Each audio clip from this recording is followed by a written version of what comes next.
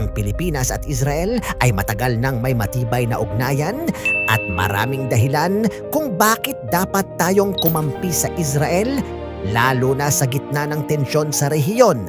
Una, parehong bansa ang Pilipinas at Israel na may demokratikong sistema at pagpapahalaga sa rule of law. Ang pagiging demokratiko ay hindi lamang simbolo, kundi aktwal na batayan ng respeto sa karapatang pantao, paglaban sa katiwalian at pagpapahalaga sa soberanya.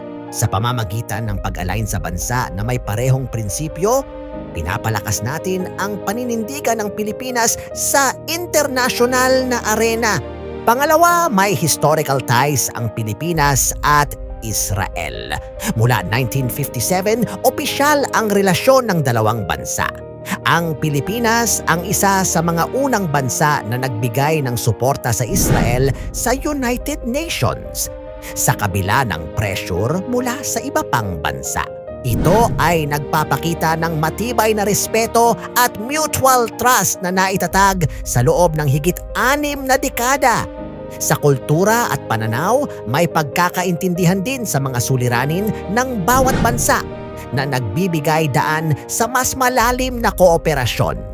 Pangatlo, sa larangan ng strategic at security cooperation, Israel ay kilala sa buong mundo bilang leader sa defense technology, intelligence at counter-terrorism. Sa panahon ngayon, kung saan ang rehiyon ng Middle East ay puno ng tensyon at ang Asia Pacific ay may mga territorial challenges tulad ng South China Sea, ang pakikipagkaalyansa sa Israel ay nagbibigay sa Pilipinas ng access sa advanced na teknolohiya, training at intelligence sharing.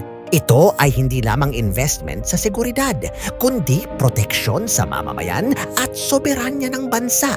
Pang-apat, sa aspeto ng ekonomiya at teknolohiya, Israel ay kilala sa agritech, renewable energy at innovation. Bilang developing nation, maraming pwedeng matutunan ng Pilipinas mula sa kanilang expertise.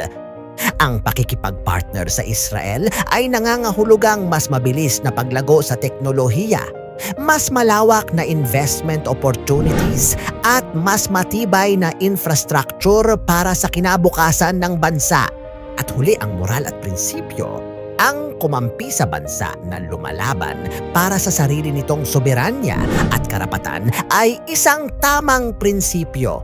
Hindi ito usapin ng puwersa lamang, kundi ng prinsipyo. Pagpili sa tama kaysa sa mali, pagpili sa respeto at self-determination kaysa sa panghihimasok at pananakop. Ang Pilipinas bilang soberanong bansa ay may karapatang pumili ng kaalyado na sumusuporta sa parehong prinsipyo. Sa kabuuan, ang pagsuporta at pagkakaalyansa sa Israel ay hindi lamang usapin ng politika o military advantage.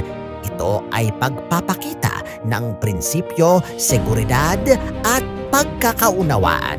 Sa panahon ng krisis at tensyon sa buong mundo, ang Pilipinas ay may matibay na dahilan na kumampi sa Israel, hindi dahil sa puwersa, kundi dahil sa prinsipyo, teknolohiya, seguridad at mutual respect.